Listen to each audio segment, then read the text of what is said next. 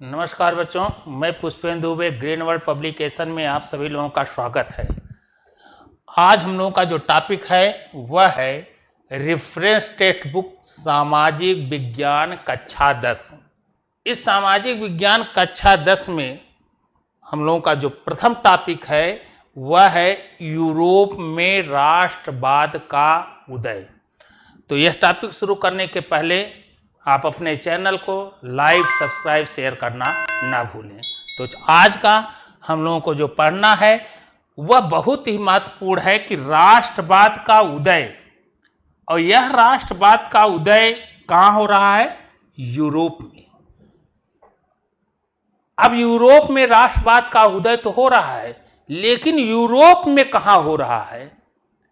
तो आज हम पूरे यूरोप में जो राष्ट्रवाद का प्रचलन आया, राष्ट्रवाद के प्रति जो लोगों में जागरूकता आई, वह शुरुआत कहाँ से होता है और लास्ट तक इस टॉपिक में हम देखेंगे कि राष्ट्रवाद का उदय यूरोप में फ्रांस से शुरू होते होते पूरे यूरोप में, कहने का मतलब अन्य देशों में, किस रूप में तब्दील हो गया।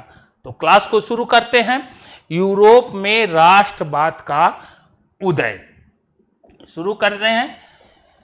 यूरोप में राष्ट्रवाद का उदय, the rise of nationalism in Europe, यह टॉपिक है। और इस टॉपिक के अंतर्गत आप एक फिगर देख रहे होंगे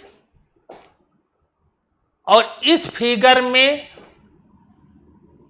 आपको यह बताया गया है कि यह फिगर जब बनाया गया तो वह तिथि है 1848 में।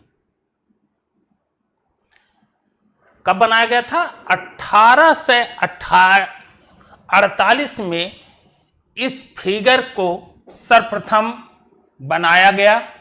अब यहां से आइएगा, कहानी पर पकड़िएगा प्रश्न को।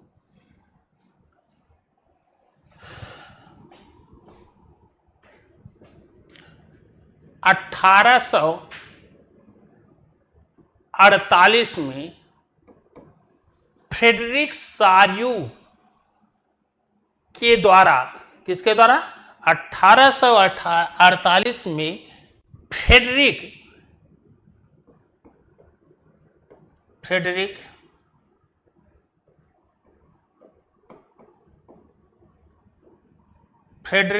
सार्यू के द्वारा 4 चित्रों की, कितने चित्र बना रहे हैं? फ्रेडरिक सार्यू के द्वारा 4 चित्रों का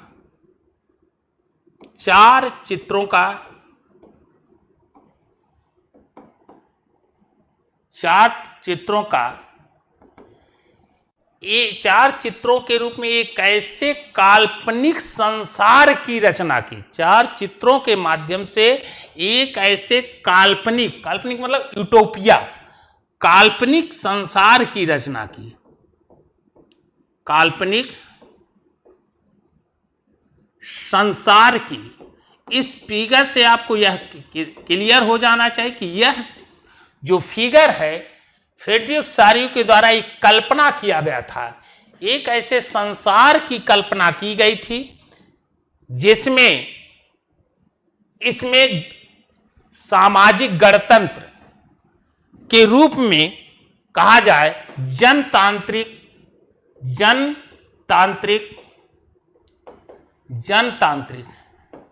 या सामाजिक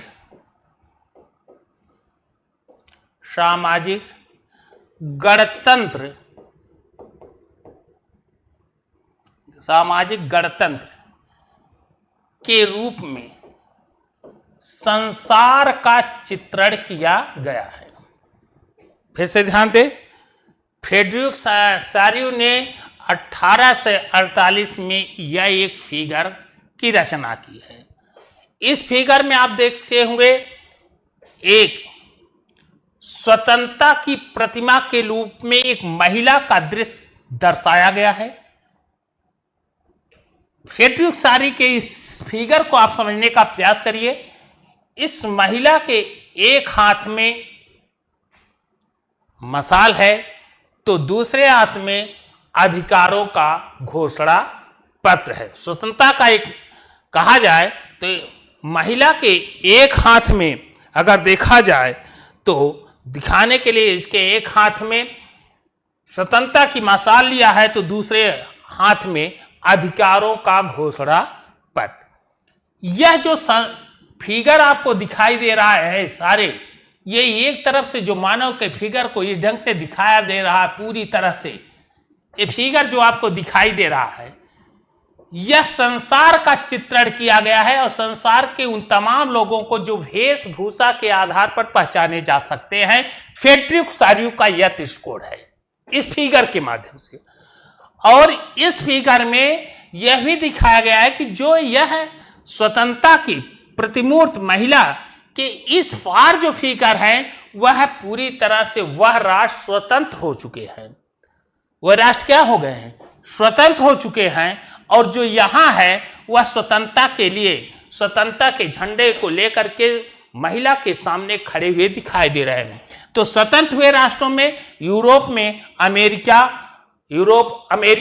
और स्विट्जरलैंड की बात की जा रही है, और स्वतंत्रता के लिए आगे बढ़ते हुए फ्रांस की चर्चा यहाँ की जा रही है। इस फिगर में यह भी दिखाया गया है कि यहाँ पर जो देखिए यह जो फिगर आपको दिखाई दे रहे हैं टूटे टूटे टूटे ये सारे हैं, यह फिगर यह दर्शित करते हैं कि बताने का प्रयास कर रहे हैं कि निरंकुश तानाशाही राजाओं का वह है फिगर है, टूटे और बिखरे रूप में दिखाए गए हैं। जब लोगों में स्वतंत्रता की ज्वाला उठी, स्वतंत्रता के प्रति लोगों में एक आवाज उठी, तो उन आवाज में इन निरंकुश शासकों राजाओं को यह लुढ़कते घिसते हुए दिखाया गया है, अर्थात यह फिगर यहाँ पर रखा गया है।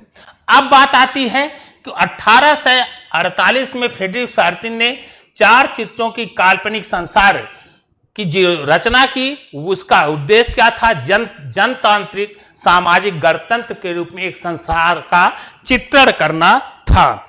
और इसके प्रथम चित्र में अगर हम कहें, ध्यान देना, इसके प्रथम चित्र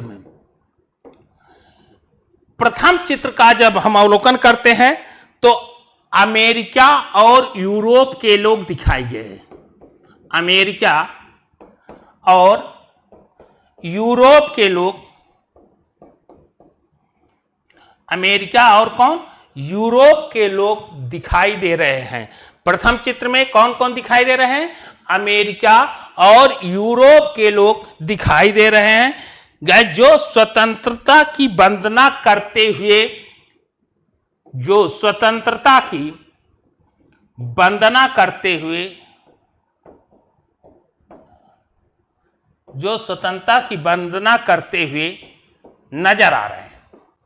तो हमने क्या कहा, प्रथम चित्र में कौन, अमेरिका एवं यूरोप को स्वतंत्रता का मतलब, इस स्वतंत्रता की प्रतिमूर्त महिला की स्वतंत्रता का जो प्रतिबिंब बना है, स्वतंत्रता के जो पहचान बनी है, इस महिला का क्या करते हुए, वंदना करते हुए दिखाई दे रहे हैं। कौन कौन से, यूरोप और अमेरिका के लोगों को वंदना करते हुए दिखाया गया है। अब बात आती है, यह तो रहा अमेरिका और यूरोप। फ्रांस का यहां हम जिक्र करें, फ्रांस पर देखें तो फ्रांस के क्रांति में स्वतंत्रता को महिला के रूप में चित्रित किया गया है। फ्रांस की क्रांति में स्वतंत्रता को किस रूप में चित्रित किया गया है, महिला के रूप में चित्रित किया गया है। फ्रांस की क्रांति में स्वतंत्रता को किस रूप में चित्रित किया गया है, महिला के रूप में चित्रित किया गया है, इनके हाथ में ज्ञानोदय की एक मशाल है। इनके एक हाथ में आप देखिए ज्ञानोदय की क्या है, एक मशाल है। इसी फिगर की बात कर रहे हैं, ज्ञानोदय की क्या है, ज्ञानोदय की एक मशाल है।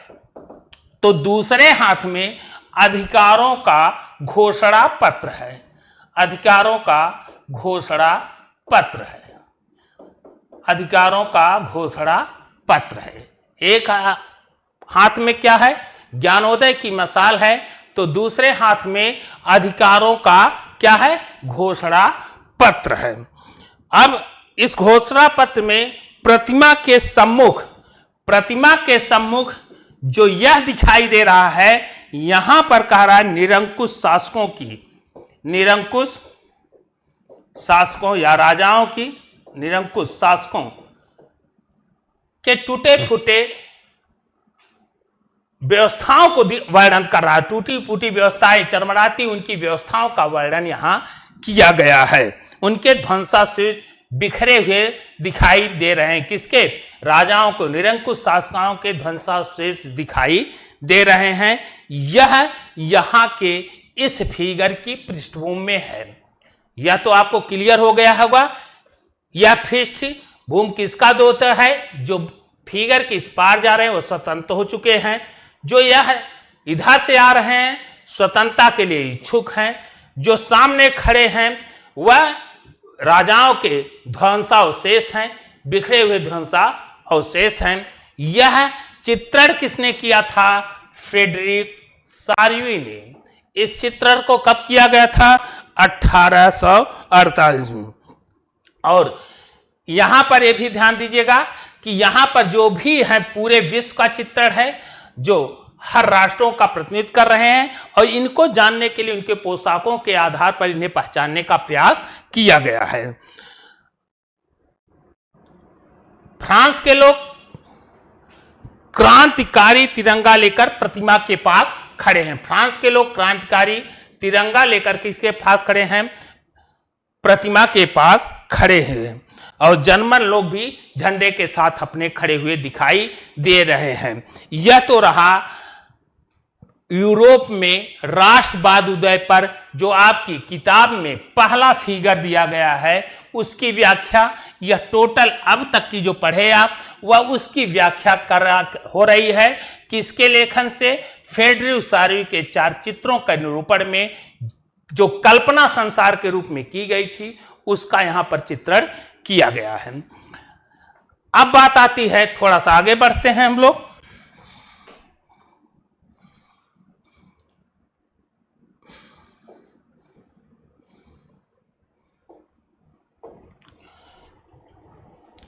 आगे बढ़ते हैं। यूरोप में राष्ट्रवाद का उदय हुआ, लेकिन यूरोप में राष्ट्रवाद के उदय में पूरे यूरोप में एकाएक आया नहीं है राष्ट्रवाद, लेकिन यूरोप में जो राष्ट्रवाद का उदय हुआ वह सबसे पहले जो उदय हुआ वह कहाँ हुआ? वह उदय हुआ है फ्रांस में। यूरोप में राष्ट्रवाद का जो उदय हुआ वह सबसे पहले कहाँ हुआ? फ्रांस में। और राष्ट्रवाद का जो उदय हुआ उसके पीछे कौन कौन से कारण थे, जिसमें फ्रांस में राष्ट्रवाद के उदय होने का कारण दिखाई दे रहा है कि राष्ट्रवाद के उदय की पृष्ठभूमि दिखाई दे रहा है। तो यूरोप में राष्ट्रवाद का उदय कहाँ दिखाई देता है? फ्रांस में। फिर हम आगे देखेंगे जर्मन, स्विट्जरलैंड, धीरे धीरे आगे के देशों में होता दिखाई देगा और एक दिन पूरे यूरोप में राष्ट्रवाद का उदय हो जाता है। तो अब चलते हैं फ्रांस में राष्ट्रवाद के उदय का कारण। राष्ट्रवाद के उदय में सबसे पहला यहां आप देखेंगे 1789 में, 1789 का विचार यहां आपको रखना होगा। 1789 में फ्रांसीसी क्रांति हुई। 1789 में फ्रांसीसी क्रांति हुई। 1789 में कौन सी क्रांति हो रही है? सबसे पहले फ्रांसीसी क्रांति। 1789 में बच्चों क्या हुआ? पूरे यूरोप में केवल आप कह सकते हैं कि फ्रांस में 1789 में फ्रांसीसी क्रांति हुई। और इसी के साथ राष्ट्रवाद की स्पष्ट रूप से अगर आप कहिए तो फ्रांसीसी क्रांति के साथ ही राष्ट्रवाद की झलक दिखाई देने लगती है। राष्ट्रवाद की शुरुआत कहां से होती है? 1789 में फ्रांसीसी क्रांति के बाद। और इसी फ्रांसीसी क्रांति से राष्ट्रवाद की झलक क्या होती है? दिखाई पड़ने लगती है।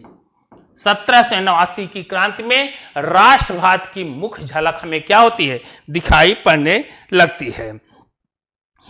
अब 1789 में राष्ट्रवाद की जो झलक दिखाई दिया क्रांति के फलस्वरूप, कहने का मतलब कि 1789 के अगर हम पहले विचार करें या 1789 तक, ऐसा भी कह सकते हैं कि 1789 के पहले भी कह सकते हैं, ऐसा भी कह सकते हैं 1789 तक फ्रांस में निरंकुश राजतंत्र का शासन था। कैसा शासन था? निरंकुश राजतंत्र का शासन था। निरंकुश राजतंत्र का शासन था। 1789 तक निरंकुश राजतंत्र का शासन था और निरंकुश राजतंत्र के शासन में शासन का सर्वप्रमुख स्रोत स्वयं राजा हुआ करता था। स्वयं कौन हुआ था करता था? राजा। राजा का जो भी निर्णय होता था वह कानून माना जाता था। राजा और स्वयं फ्रांस के लुई 14वां स्वयं कहा करता था, मैं ही राज हूं। मैं ही राज हूं का अर्थ क्या है? मैं ही स्टेट हूं, मैं ही राज हूं। कहने मतलब मेरे द्वारा दिए हुए आदेश ही क्या है? कानून है। मेरे द्वारा दिए हुए निर्णय क्या है? न्याय है। जो भी निर्णय, जो भी आदेश दिया जाता है सब कहां निहित होता था? राजा के अंतर्गत निहित होता था। संपूर्ण शक्ति का जो स्रोत था वह राजा के अंतर निहित था। राजा, यह सत्य है कि राजा के अंतर्गत निहित था, लेकिन राजा भी शासन को चलाने के लिए योग्य मंत्रियों की अपने साथ लगाता था। लेकिन अंतिम निर्णय की अगर बात की जाए तो अंतिम निर्णय राजा के कंधों पर, राजा के ऊपर ही रहता था। योग्य मंत्रियों के रहने से व्यवस्थाएं आगे बढ़ सकती थी। जैसे लुई 14वें के शासनकाल तक, फ्रांस के लुई 14वें के शासनकाल तक योग्य मंत्री थे, शासन सत्ता पर अच्छा किए, स्वयं निरंकुश होते हुए, लेकिन बाद में लुई 15वां, लुई 16वें के शासनकाल में आते ही शासन सत्ता बिखरता चला गया। तो यहां पर क्या कहा जाए कि राजा पूरी तरह से क्या होता था? निरंकुश होता था। शासन सत्ता पर लिए गए निर्णय उसकी इच्छाओं से ही होती थे। और 1789 में जब क्रांति हुई तो यह क्रांति का मूल रूप क्या हुआ यह जानिएगा। 1789 तक किसका शासन था? निरंकुश राजतंत्र था। लेकिन 1789 में जब क्रांति आई तो क्रांति आने से अनेक संवैधानिक एवं राजनैतिक सुधार, अनेक संवैधानिक एवं राजनीतिक सुधार हुए। भाई क्रांति आई, अनेक संवैधानिक एवं राजनीतिक रूप से कहा जाए, संवैधानिक, अनेक संवैधानिक और संवैधानिक ने एक राजनीतिक रूप में परिवर्तन हुए। सुधार का मतलब इनमें क्या हो गए? इनकी व्यवस्थाएं जो थी उनमें क्या हो गया? इस क्रांति के परिणाम स्वरूप जब यह क्रांति हुई तो इसमें क्या हुआ? परिवर्तन हो गया। यह शासन व्यवस्थाओं में क्या हुआ? संवैधानिक और राजनीतिक रूप में काफी रूप से क्या हुआ? परिवर्तन हुआ। अब यह परिवर्तन अब तक कहां था? राजा के पास संपूर्ण अधिकार था। लेकिन यह परिवर्तन होने के फलस्वरूप जैसे क्रांति हुई, यह पद से यह राजा के खिलाफ जो यह क्रांतियां हुई, सब व्यवस्थाओं को बदलने की दिशा में आगे बढ़ा फ्रांस, उसमें अनेक परिवर्तन हुए। और परिवर्तन होने के फलस्वरूप आप देखेंगे कि सारी शक्तियां लोगों की सहमत पर आधारित हो गई। किसकी सहमत पर? लोगों की सहमत पर। अब तक किसकी सहमत पर आदेश दिए जाते थे? राजाओं की। लेकिन अब यहां क्या हो रहा है? लोगों की सहमत से ही निर्णय देने की बात हो गई। और अगर देखा जाए तो लोगों की सहमत से आज तक हस्तांतरित हो गई। तो कहने मतलब 1789 के बाद आमूलचूल परिवर्तन होते हैं और इस आमूलचूल परिवर्तन में राजनीतिक सत्ता का जो प्रमुख स्रोत निरंकुश राजतंत्र के हाथों से घिसकते हुए लोगों आम जनमानस में या लोगों की सहमत पर आधारित शासन व्यवस्थाओं का स्थान ले लेता है। और यह शासन व्यवस्था आम जनमानस की शासन व्यवस्थाओं से जोड़ होने के बाद जो शासन राजाओं के द्वारा निरंकुशता का कार्य किया जाता था, मनमानी तरीके से कार्य किया जाता था, अब यह कार्य पार्लियामेंट के माध्यम से लोगों के सहमत पर आधारित हो गया। अब लोग राष्ट्र का गठन करेंगे। अब यहां पर क्या कहें, लोगों के द्वारा राष्ट्र का गठन किया गया। इसमें विश्व में राष्ट्रीय जागरण, राष्ट्रीय विद्रोह का प्रारंभ होता है। इसी क्रांति में अगर देखें जाए बड़ा महत्वपूर्ण है कि राजा के निरंकुशता में बदलाव हुआ। बदलाव होने से क्या हुआ, लोगों की सहमत पर आधारित हुआ।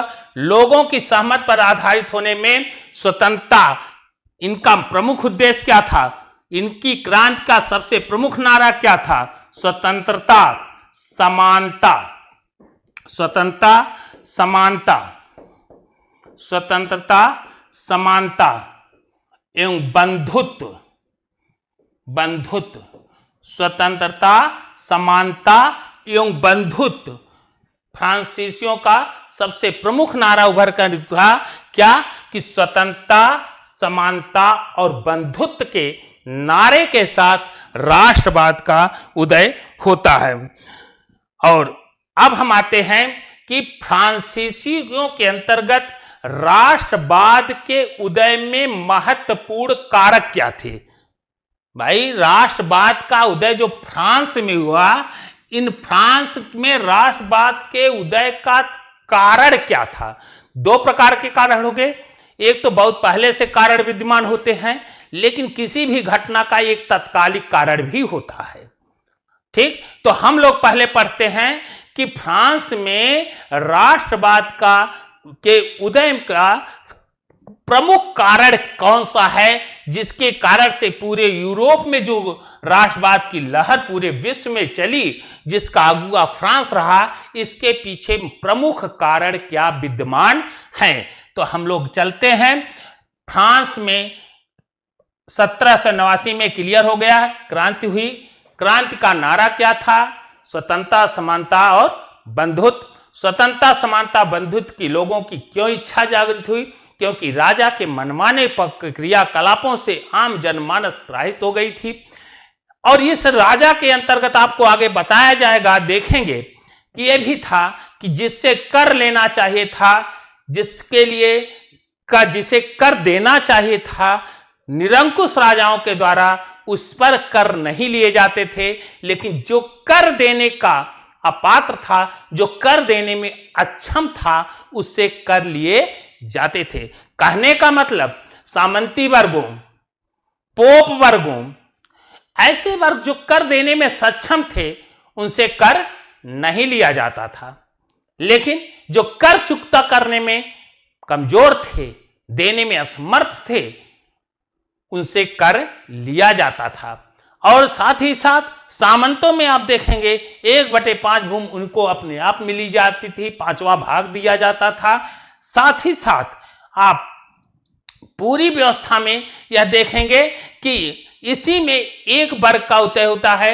यूरोप की कंट्री में एक वर्ग था जो काफी धनी था, दूसरा था गरीब, और इन दोनों के बीच में संघर्ष के फलस्वरूप एक औद्योगिक क्रांति होती है, एक नए वर्ग का उदय होता है, जिसे कहा जाता है बुर्जुआ वर्ग, जिसे मध्यम वर्ग के नाम से जाना जाता है। यह मध्यम वर्ग ही है जो शिक्षित, लेकिन उनकी तुलना में वह सम्मान उनको नहीं मिलता था। सामंतों जैसे थे, पोप के लोग जैसे थे, वह सम्मान नहीं मिलता था।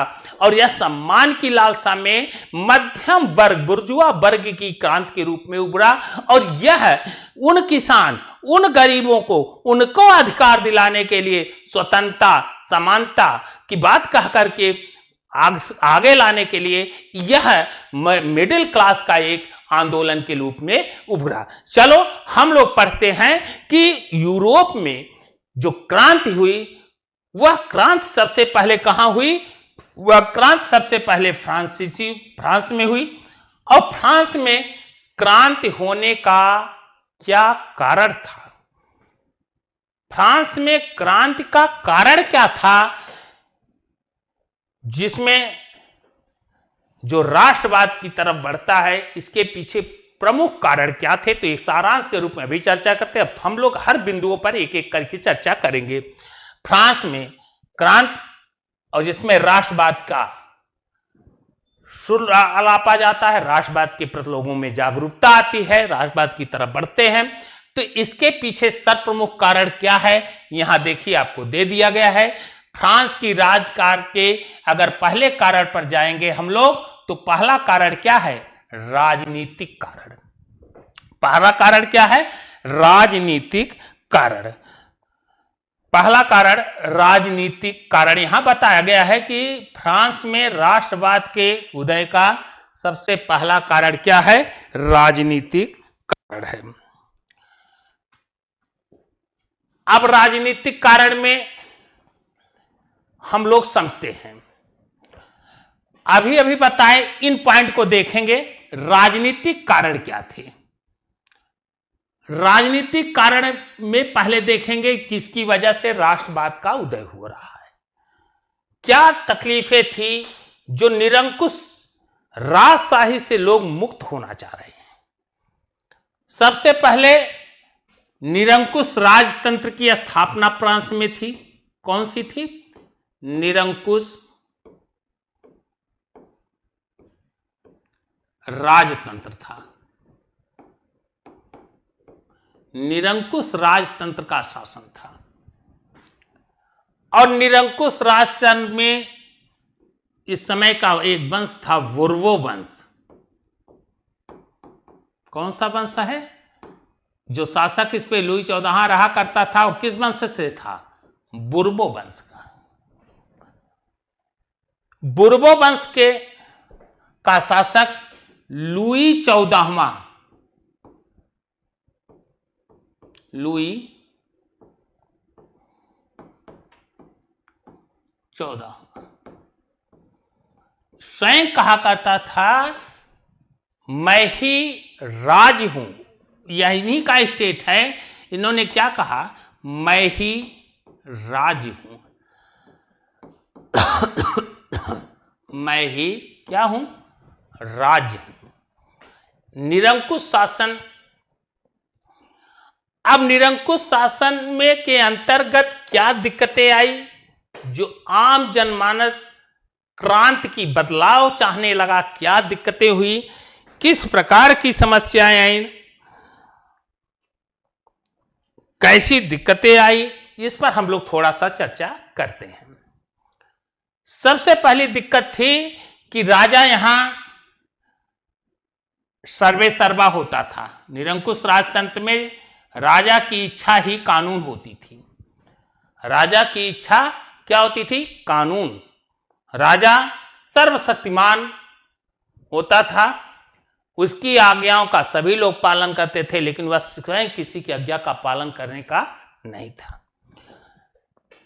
फ्रांस में उस समय 2 वर्ग थे, धनवान और निर्धन वर्ग। धनवान और निर्धन। धनवान वर्ग और कौन से थे? निर्धन वर्ग। धनवान वर्गों में पादरी, सामंत, तीसरे के रूप में किसान, मजदूर, अन्य लोग आते थे। इन धनवान और निर्धनों के बीच में एक अन्य वर्ग का उदय होता है, संघर्ष प्रमुख धनवान। एक औद्योगिक क्रांति होती है, जिसमें इन दोनों के फलों से एक नए वर्ग का उदय होता है। औद्योगिकरण के फलों से एक नए वर्ग का, जिसे हम बुर्जुआ वर्ग, कौन सा? बुर्जुआ वर्ग के नाम से जानते हैं, या मध्यम वर्ग। मध्यम वर्ग के में कौन लोग आते थे? वकील, पढ़े लिखे थे, शिक्षक, वकील, अध्यापक,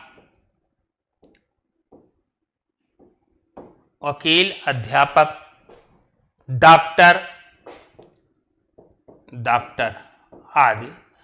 अब बात आती, लेकिन यह पढ़े लिखों का वर्ग था और यह कौन था? एक निर्धन। अब बुर्जुआ वर्ग के अंतर्गत यह बात क्या आई कि इन्हें इनकी तरह समानता प्राप्त नहीं हो रही थी। जिस प्रकार से इन्हें अधिकार था, सम्मान था, वह चीजें इनको प्राप्त नहीं हो रही थी। और इसी को प्राप्त करने के लिए इन्होंने किसको जागृत करना का प्रयास किया? किसान और मजदूरों को जागृत करने के लिए। क्या जागृत? कि स्वतंत्रता, समानता और बंधुत्व, यह राष्ट्र, यह हम लोगों को क्या, प्रत्येक मानव को स्वतंत्र होना चाहिए, प्रकृति से सभी लोग समान हैं, आपस में भाईचारे का एक नारा दिया। और यही क्रांति का पहला कारण यहां बनता है। तो दूसरी बातें, क्रांति यहां तो इनके द्वारा दिया गया समानता लाने के लिए, लेकिन यहां यह भी ध्यान दीजिएगा कि राजा का क्या रोल होता था।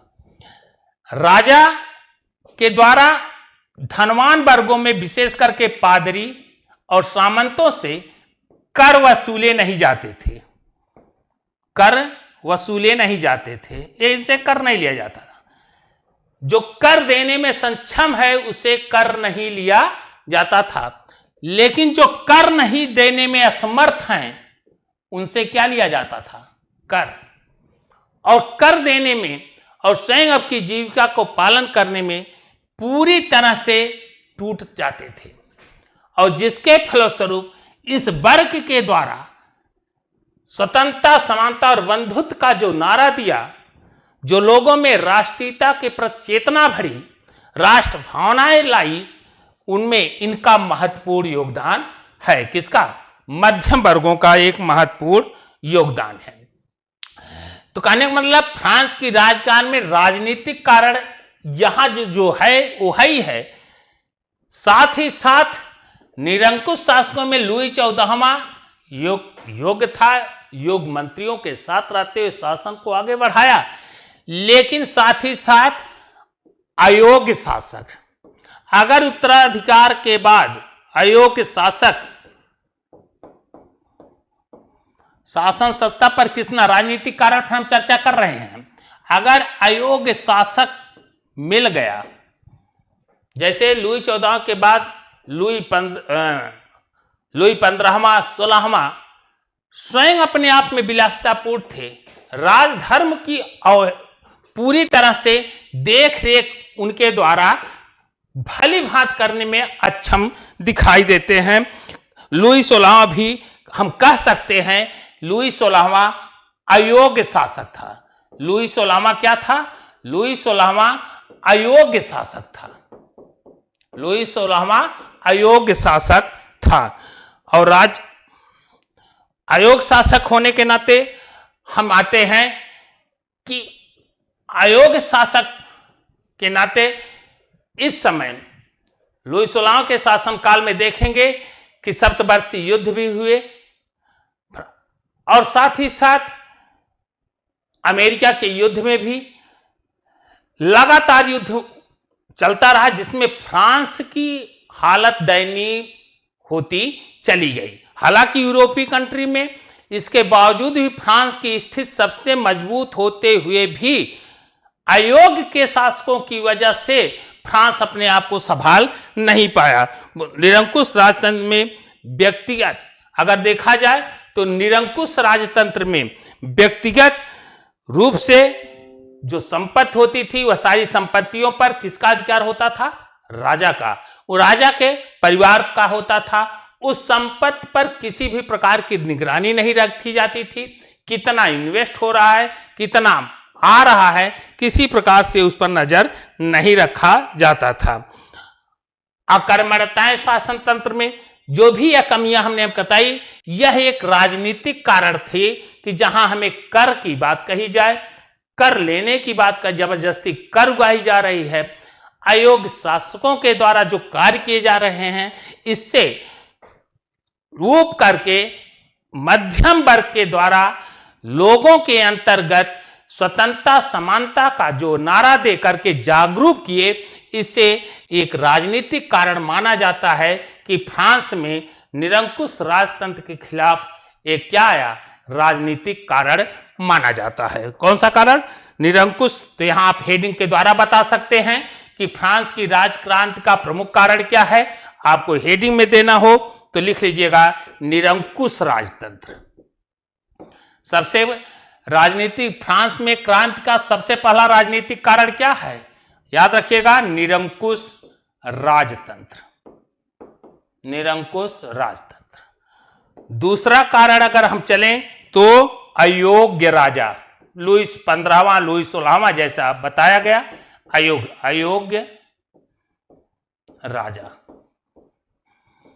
तीसरा कारण अगर हम देखें तो राजकीय अर्थव्यवस्था। राजकीय अर्थव्यवस्था, इसका आशय थोड़ा और जानिए। राजकीय अर्थव्यवस्था क्या है? धन का संपूर्ण केंद्रीकरण राजा के पास ही रहता था। राजा के द्वारा किए खर्चों पर किसी प्रकार का अंकुश नहीं रहता था। सारी संपत्तियां राजा के द्वारा खर्च की जाती थी, उस पर किसी भी प्रकार का नियंत्रण नहीं रहता था।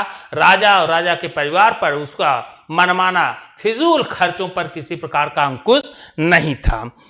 और चौथा, अकर्मण्य शासन तंत्र। अकर्मण्य शासन तंत्र, इसी से मिलता है योग राजा की तरह अकर्मण्य शासन तंत्र। प्रशासनिक अराजकता। अगला पॉइंट क्या है? प्रशासनिक अराजकता। भ्रष्ट नौकरशाही, यह इसके क्या है? राजनीतिक कारण थे। कौन से कारण हैं? राजनीतिक कारण माने जाते हैं। फ्रांस की क्रांति के राजनीतिक कारणों की अगर हम चर्चा करें तो वहां आपके को क्या बताना है? निरंकुश राजतंत्र, पहला अयोग्य राजा, राजकीय अर्थव्यवस्था और अकर्मण्य शासन तंत्र।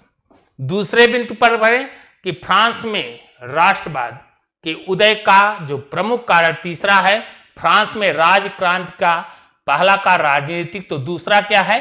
सामाजिक कारण। चलिए अब हम लोग चर्चा करते हैं किसका? फ्रांस की राजनीतिक कारण का सामाजिक कारण। यहां थोड़ा हम लोग समझेंगे कि राजनीतिक कारण अयोग्य शासक, निरंकुश शासक, प्रशासन में भ्रष्टता, अराजकता, ये तमाम बिंदु थे जिसमें फ्रांस में क्रांति जन्म ली। दूसरा बिंदु है कि फ्रांस की राजक्रांति का दूसरा जो कारण बताया जाता है वो क्या है? सामाजिक कारण। हम यहां देखेंगे सामाजिक कारण क्या है। फ्रांस की राजक्रांति का क्या देखना है? सामाजिक कारण। अब सामाजिक कारण में हमें देखना है, समाज पर नजर रखना है। तो इस समय समाज दो वर्गों में विभाजित है। इस समय समाज कितने वर्गों में? दो वर्गों में सामाजिक कारण को देखा जाए। पहला अगर हम ऐसा भी लिख दें कि दो वर्ग कौन कौन है? एक वर्ग है सुविधा प्राप्त वर्ग, एक वर्ग है सुविधा प्राप्त वर्ग,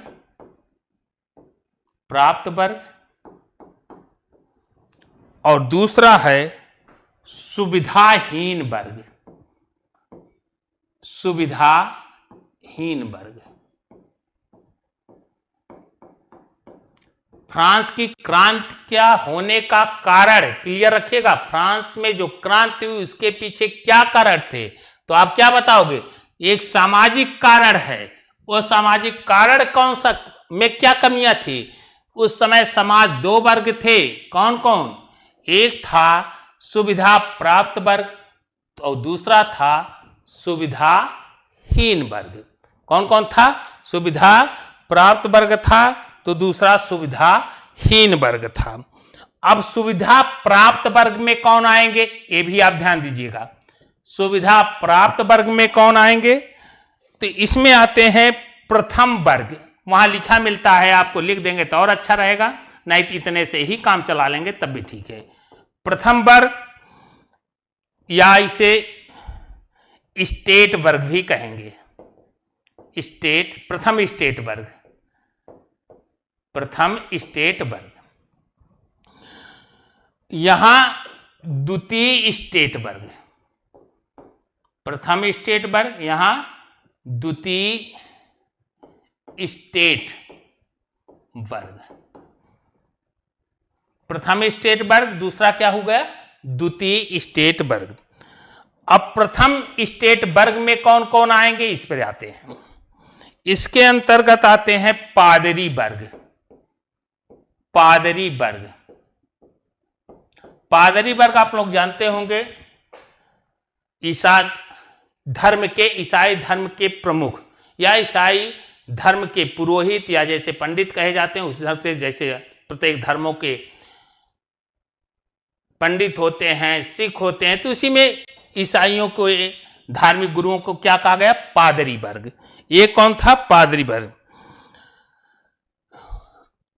अब पादरी वर्गों में इनके अपने पादरी वर्ग था, इनके अपने स्वतंत्र कानून थे। इनकी कंडीशन को जाने, ये कैसे थे? इनके अपने क्या थे? स्वतंत्र कानून थे। पादरी वर्गों के अपने स्वतंत्र कानून थे। न्यायालय द्वारा करारोपण आदि, इनसे कर आदि नहीं लिए जाते थे, करों से मुक्त थे। करों से क्या थे? मुक्त थे, कर इनसे नहीं लिए जाते थे। अधिकांश जमीन का 5वां भाग, जो जमीन है, जमीन का 5वां भाग चर्च के अंतर्गत था। चर्च के अंतर्गत था, करों से मुक्त थे। जो जमीनें थी उसका 5वां हिस्सा चर्च के अंतर्गत आते थे। इनकी आमदनी असीमित थी। इनकी आमदनी क्या थी? असीमित थी। तो प्रथम वर्ग स्टेट में कौन आए? पादरी वर्ग के लोग। कौन आए? पादरी। द्वितीय वर्ग स्टेट में याद रखिएगा सामंत आते हैं। द्वितीय वर्ग स्टेट में कौन आएंगे? सामंत। सामंत की कंडीशन कैसी थी? सेम यही था, लेकिन ये जमीन के मालिक हुआ करते थे और इन्हीं से किसान इस जमीन पर कार्य तो नहीं करते थे, लेकिन किसानों को जमीन दे करके उनसे अपना पैसा लेते थे और उनसे कर भी लिया जाता था। फिर से समझे, सामंत वर्ग के अंतर्गत एक कर, ये भी, इन्हें भी कर से छूट था। एक कर नहीं देते थे, सामंत लोग भी कर नहीं देते थे।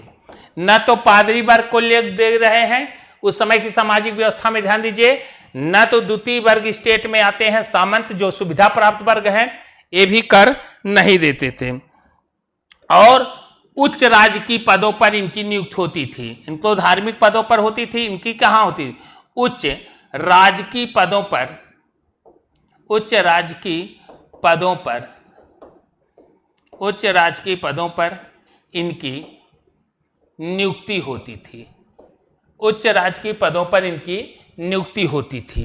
साथ ही साथ नियुक्ति होती, 1/4 भूमि के मालिक थे। ये कुल भूमि के 1/4 भाग भूमि के क्या थे? मालिक थे। 1/4 भाग भूमि के क्या थे? मालिक थे। मालिक थे। किसानों को यह इनके द्वारा भूमि दिया जाता था और किसानों के उस भूमि से जो आय होती थी वह लिया जाता था। अर्थात किसानों का अगर शोषण की बात कही जाए तो इन्हीं के द्वारा किसानों का शोषण होता रहा। जमीन किसकी ले लेते थे? सामंत। स्वयं खेती नहीं करते थे।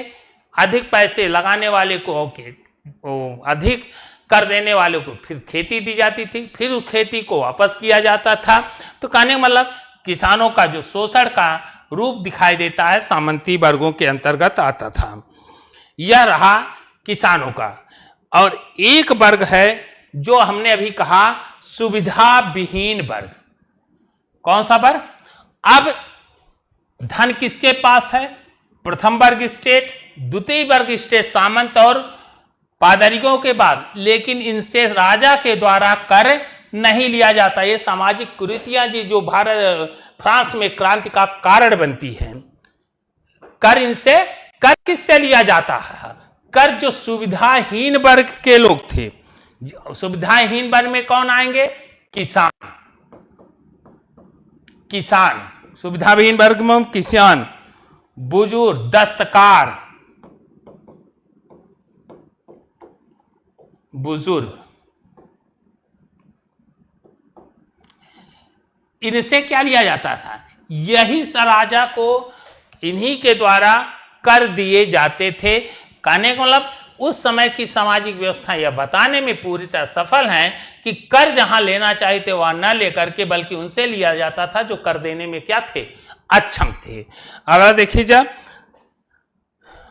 फ्रांस की क्रांति के संदर्भ में इन आधारों को देख करके आप एक लाइन में बता सकते हैं कि फ्रांस की क्रांति का जो सामाजिक कारण को, सामाजिक व्यवस्थाओं को देखकर यह लगता है कि जहां सामंत लड़ता है, सामंत का काम क्या था? सामंत क्या है? लड़ता है। सामंत लड़ता है। किस समय? फ्रांस में सामंत लड़ता है। पादरी ये बोलो, पादरी का काम क्या था?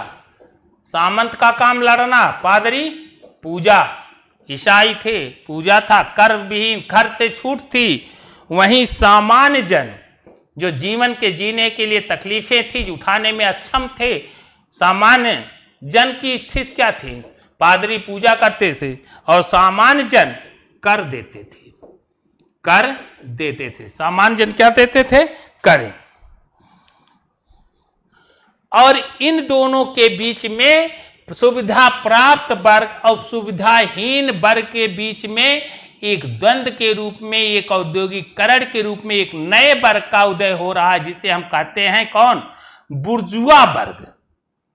बुर्जुआ वर्ग जिसे कहा जिसमें आते हैं वकील, मास्टर, है ना, सिपाही, कर्मचारी भी आ जाते हैं, वकील, मास्टर, सारे पढ़े लिखे वर्गों का। और यह उनको सम्मान उस रूप में इनके द्वारा नहीं मिलता था। तो यह सम्मान किसका नहीं चाहते मिलता था? समानता का। तो समानता का नारा, समानता दिलाने की बात सुविधाहीन लोगों के लिए कहता है कि यह समानता, स्वतंत्रता और भ्रातृत्व का नारा इनके द्वारा दिया जाता है। और यही फ्रांस की राज क्रांति का अगर हम देखें तो दूसरा महत्वपूर्ण कारण क्या है? यह सामाजिक कारण है जिसके कारण फ्रांस में क्रांतियां हुई। क्या हुआ? फ्रांस में क्रांति हुई। अब अगला है फ्रांस की सामाजिक कारण के साथ साथ हम देखते हैं फ्रांस की राज क्रांति के आर्थिक कारण क्या थे। फ्रांस की राज क्रांति का राजनीतिक कारण जबरदस्ती राजा के द्वारा दिया गया आदेश था। समाज में वर्गों का गलत विभाजन, कर वसूलना। तीसरा बिंदु हम लोग देखेंगे फ्रांस की राज क्रांति के आर्थिक कारण क्या थे। चलिए हम लोग देखते हैं फ्रांस की राज क्रांति के आर्थिक कारण। फ्रांस की राज क्रांति के आर्थिक कारण।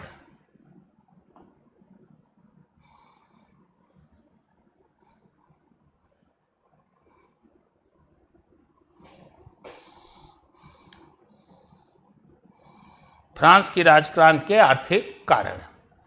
तो अब हम लोग देखते हैं आर्थिक कारण। हमें क्या देना? आर्थिक कारण भी क्रांति का कारण बना। आर्थिक कारण। फ्रांस की राज क्रांति के सामाजिक कारण हुए, फ्रांस की राज के आर्थिक।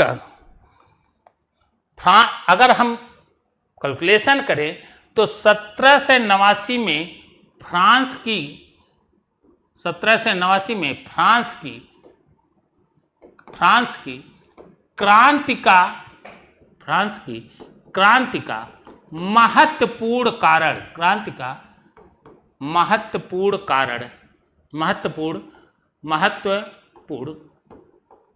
कारक आर्थिक क्रांति ही है। महत्वपूर्ण कारण क्या है? आर्थिक ही है। महत्वपूर्ण अगर देखा जाए तो इसका सबसे महत्वपूर्ण आर्थिक है। आर्थिक सुधार आर्थिक दशा को सुधारने के लिए यह आर्थिक कारण ही अगर देखा जाए कि फ्रांस की राजक्रांति का अगर हमें पूरी तरह से देखें तो सबसे महत्वपूर्ण कारण जो दिखाई दे रहा है वो आर्थिक है, क्योंकि लुई 16वें द्वारा आर्थिक कारण को सुधारने के लिए, आर्थिक कारण को क्या करने के लिए? सुधारने के लिए, आर्थिक कारण को सुधारने के लिए, जो डैमेज हो रही थी दशा उसको क्या करने के लिए? सुधारने के लिए लुई 16वें के द्वारा असफल प्रयास किए गए। लुई 16वें के द्वारा असफल प्रयास किए गए। लुई 16वें के द्वारा असफल प्रयास किए गए। और इस असफल प्रयास का मतलब क्या है? एक नए कर लगाए गए। ध्यान दीजिएगा, यह क्रांति का महत्वपूर्ण कारण बनता है। एक नए क्या किए गए? नए कर लगाए गए। आर्थिक सुधार करने के लिए फ्रांस के द्वारा क्या किया गया? एक नए कर लगाए गए और इसके लिए स्टेट जनरल को भी आमंत्रित किया है। इस नए कर को लगाने के लिए स्टेट जनरल को आमंत्रित किया गया। स्टेट जनरल को क्या किया गया? आमंत्रित किया गया। आर्थिक दशा, यहां देखिएगा क्रांति क्यों हुई? आर्थिक कारण क्या है? आर्थिक कारण गिरती हुई आर्थिक दशा को सुधारने के लिए नए कर लगाने का प्रयास किया गया और नए कर लगाने के लिए स्टेट जनरल को आमंत्रित किया गया। और स्टेट जनरल के द्वारा आमंत्रित करने के बाद जब नए कर लगाए गए तो इस नए कर के आने से ही फ्रांस में क्रांति की ज्वाला, फ्रांस में नए कर के फलस्वरूप फ्रांस में क्रांति की ज्वाला धधक उठी। क्रांति रूपी ज्वाला क्या हुई? धधक उठी। कहने का मतलब सुधार करने के लिए नए कर, आर्थिक कारण इसका महत्वपूर्ण है। फ्रांस के राजाओं के द्वारा फिजूल खर्ची, अभी हम चर्चा कर चुके हैं। फिजूल खर्ची, लुई 14 के साथ लगातार युद्ध करना खाली हो गए। और लुई 14वें के बाद देखेंगे कि उनकी मृत्यु के बाद आर्थिक स्थिति पूरी लुई 14वें के बाद, चाहे लुई 15वां हो 16वां हो, आर्थिक स्थिति दिन पर दिन इनकी गिरती गई। और 15वां में उसका उत्तराधिकारी हुआ। लुई 14वां के बाद लुई 15वां उनका उत्तराधिकारी हुआ, जिसने पोलैंड के उत्तराधिकार युद्ध, ऑस्ट्रिया का युद्ध, जिसे सप्तवर्षीय युद्ध के नाम से जाना जाता है, आदि युद्धों में भाग लिया। इन युद्धों में भाग से फ्रांस की आर्थिक स्थिति काफी डावाडोल हो गई। कहने का मतलब दो चीजें यहां आप याद रखिएगा कि आर्थिक पहलुओं पर अगर प्रश्न पूछा जाता है तो सबसे पहला कारण नए कर लगाना। फिर कहा जाए कि लुई 14वें के मृत्यु के बाद अयोग्य शासकों के द्वारा युद्धों में लुई 15वें के द्वारा वियना, कहाँ का युद्ध? पोलैंड के उत्तराधिकार के युद्ध, पोलैंड के देखा जाए पोलैंड के उत्तराधिकार के युद्ध में, पोलैंड के उत्तराधिकार के युद्ध, ऑस्ट्रिया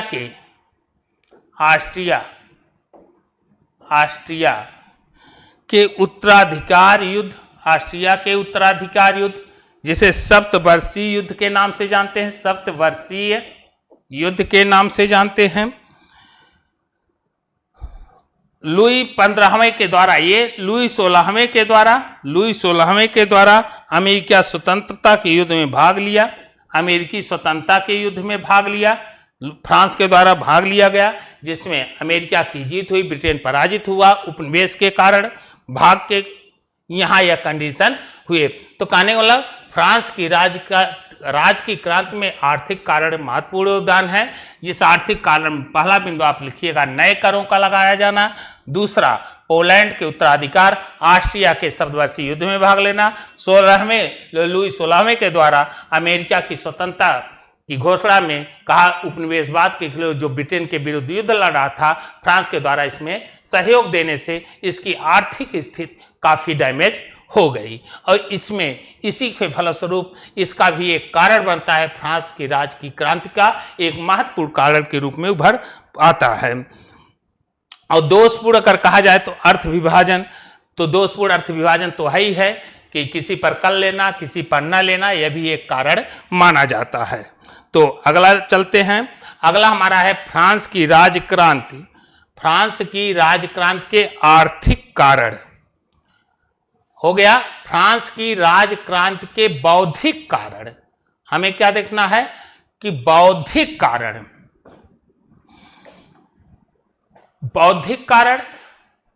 जो दिखाई नहीं देता, लेकिन जनता को जागरूक करने में बौद्धिकता का बहुत बड़ा योग होता है। बौद्धिकता मानते दार्शनिकों का, चिंतकों का, देश के प्रति वो अपने कर्तव्य का जो पर्दे के पीछे रहकर अपने विचारों को देते हैं, वह एक महत्वपूर्ण कारक बनकर उभरता है। तो यहां पर हम देखेंगे कि फ्रांस की राज की क्रांति में बौद्धिक कारण का, किसकी बौद्धिक कारण क्या है, इसमें आप देखेंगे बौद्धिक कारण में महत्वपूर्ण जिनके जो चिंतक का नाम आते हैं, मॉन्टेस्क्यू ने द स्पिरिट ऑफ लॉ, बौद्धिक कारणों में अगर हम देखें तो महत्वपूर्ण नाम किसका आएगा, मॉन्टेस्क्यू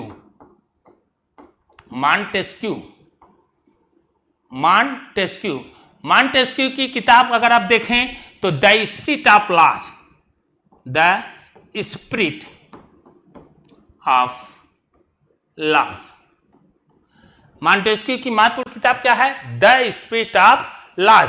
उन्होंने स्पष्ट रूप से अपनी किताब में कहा, द स्पिरिट ऑफ लॉज में इस बात को जिक्र किया है कि अगर शासक शक्तियां, शासन का पावर एक जगह केंद्रित रहेगा तो उसमें शासन शक्ति पर जो आएगा वह किसी एक संस्था, एक व्यक्ति में निहित होने पर निरंकुशता पनपेगी, शासन पर अहम की भावनाएं आएंगी।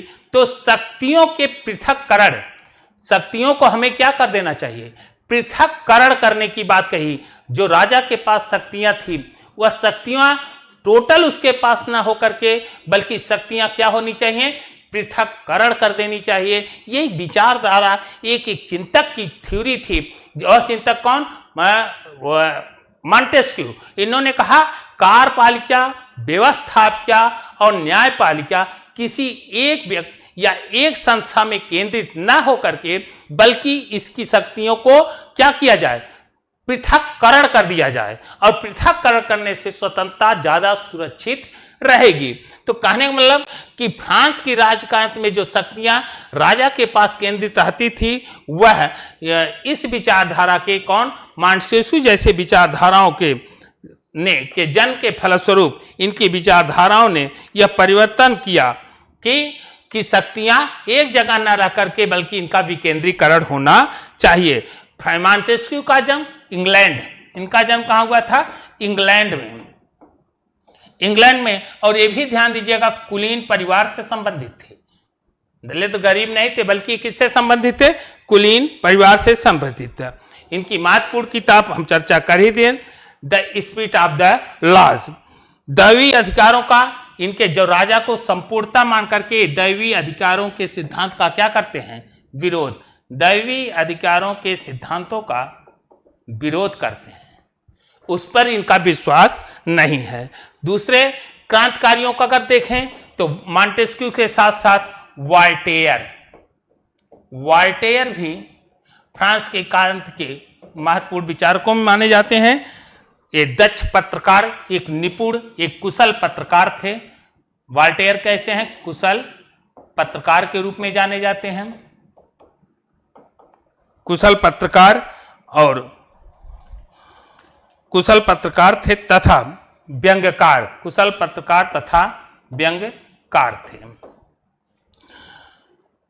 और इनका विश्वास न तो चर्च की तरफ था, वह जनतंत्र में भी विश्वास नहीं करते थे, न चर्च में ही विश्वास करते थे। ये न जनतंत्र में ही विश्वास करते थे, न चर्च में ही विश्वास करते थे। चर्च से भी ये काफी चिढ़े। राजा ये वॉल्टेयर प्रबुद्ध निरंकुशवादी विचारधारा के व्यक्ति थे। प्रबुद्ध निरंकुशवादी, प्रबुद्ध निरंकुशवादी कहने का मतलब फ्रांस की क्रांतिकारी में बौद्धिक विचारधारा विचारकों का भी महत्वपूर्ण योगदान है। इसी विचारक्रम में हम देखें तो रूसो की महत्वपूर्ण किताब, जो काफी गरीब, बहुत ही अशिक्षित रूप से, लेकिन इनकी महत्वपूर्ण किताब अगर कहा जाए सोशल कंट्रैक्ट,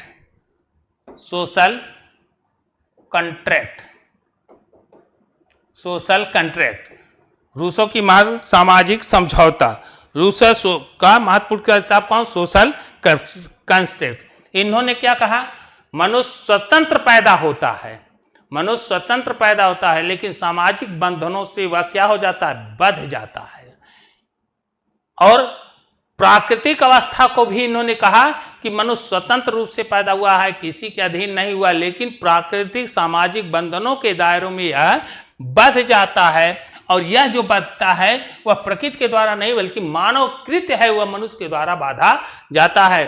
तो कहने का मतलब कि इन बौद्धिक कारणों में अगर हम ध्यान दें तो मॉन्टेस्क्यू, वॉल्टेयर, रूसे आदि महत्वपूर्ण ऐसे विचारधारा थे जो महत्वपूर्ण फ्रांस की क्रांति के महत्वपूर्ण कारकों के रूप में जाने जाते हैं। फ्रांस में क्रांति का पहले 1789 में क्रांति का महत्वपूर्ण कारक क्या था, तो यह आप जाने।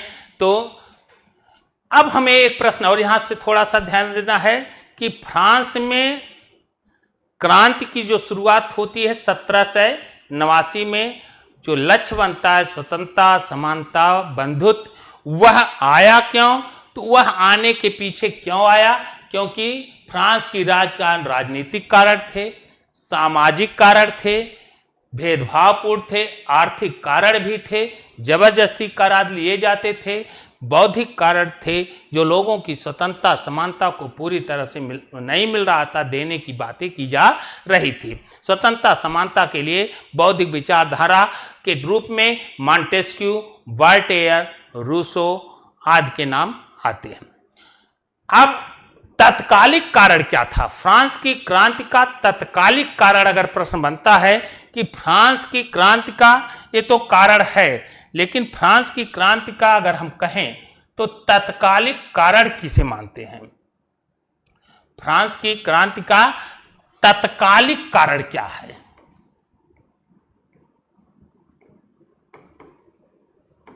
तत्कालिक कारण, फ्रांस की क्रांति का तत्कालिक कारण यह जरूर याद रखिएगा कि 1776 में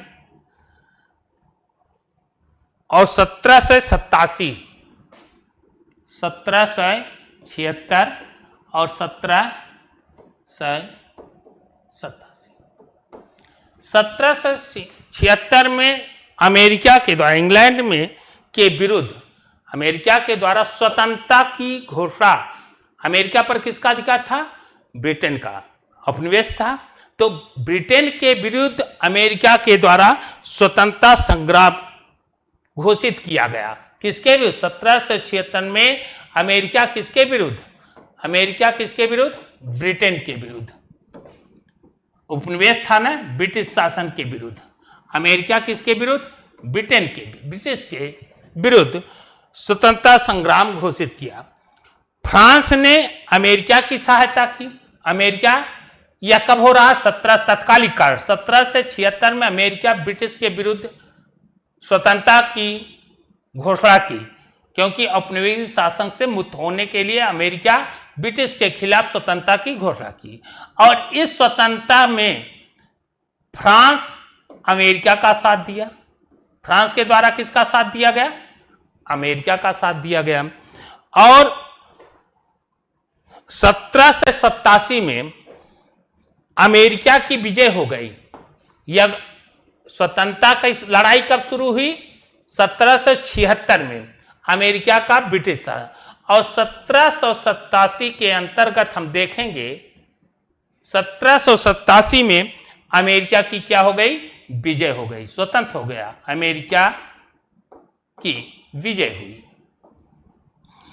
इस विजय का अमेरिका के द्वारा ब्रिटिश से स्वतंत्रता प्राप्त किया, औपनिवेशिक शासन सत्ता से मुक्त होता देख करके अमेरिका ब्रिटेन से क्या हो गया? मुक्त हो गया। इसे यहां ध्यान दिए 1776 में अमेरिका की स्वतंत्रता की घोषणा के अंतर्गत यह किससे मुक्त हुआ? ब्रिटिश शासन के औपनिवेशिक शासन व्यवस्था से पूरी तरह से मुक्त हो गया। और 1787 में यह पूरी रूप से अमेरिका क्या हुआ? विजय हो गया, स्वतंत्र हो गया। अब यहां हुआ इसकी विजय से जब यह स्वतंत्र हुआ, कौन? अमेरिका। अमेरिका की इस स्वतंत्रता ने फ्रांस के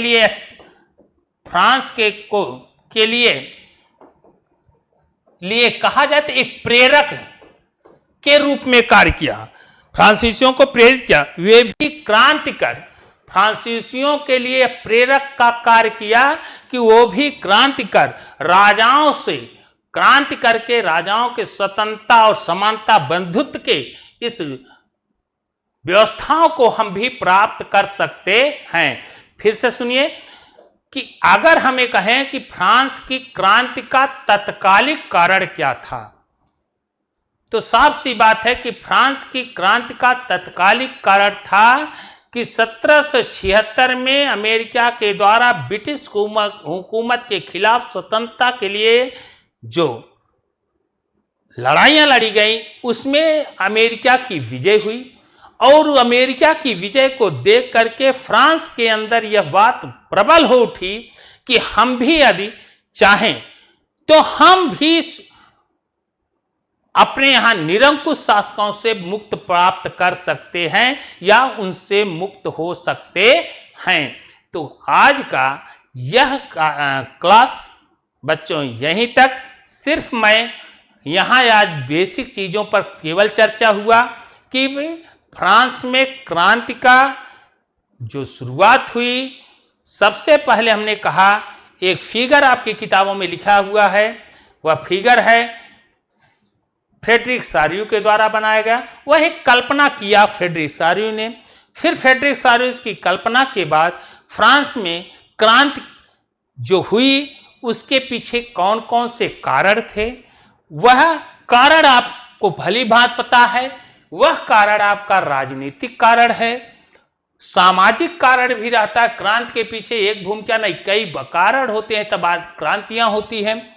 बदलाव लाना चाहता है जनता, बदलाव लाना चाहता है, इसलिए क्रांति करता है। राजनीतिक कारण, सामाजिक कारण, आर्थिक बौद्धिक कारणों की हम यहां चर्चा कर चुके हैं। आगे हम फ्रांस में तो क्रांति की शुरुआत हुई 1789 में। आप देखेंगे स्वतंत्रता समानता बंधुत्व के नारे के साथ बौद्धिक विचारधारा के रूप में हमने देखा कि ये कौन कौन थे, मॉन्टेस्क्यू थे, वॉल्टेयर थे, रूसो आदि विद्वानों ने भी इस दिशा में कार्य किया। लेकिन फ्रांस के बाद यूरोप के अन्य देशों में जो क्रांतियां आई, धीरे धीरे राष्ट्रवाद का जो सुर लोगों के अंदर अलापा, राष्ट्र भावनाएं जो देश के प्रति लोगों में उमड़ा, वह कैसे कैसे पूरे यूरोप को अपने कब्जे में ले लेता है और पूरे यूरोप के अंदर राष्ट्रवाद का जो प्रादुर्भाव हुआ, हम एक एक करके चलेंगे। पहले आज हमने केवल सिर्फ थोड़ा सा पढ़ा फ्रांस के राष्ट्रवाद के उदय में कौन कौन से कारण हैं, तो याद रहेगा राजनीतिक, सामाजिक, आर्थिक, बौद्धिक और सैनिक कारण भी इसके महत्वपूर्ण योगदान हैं। तो इसी के साथ क्लास को यहीं पर समाप्त करते हैं। जय हिंद।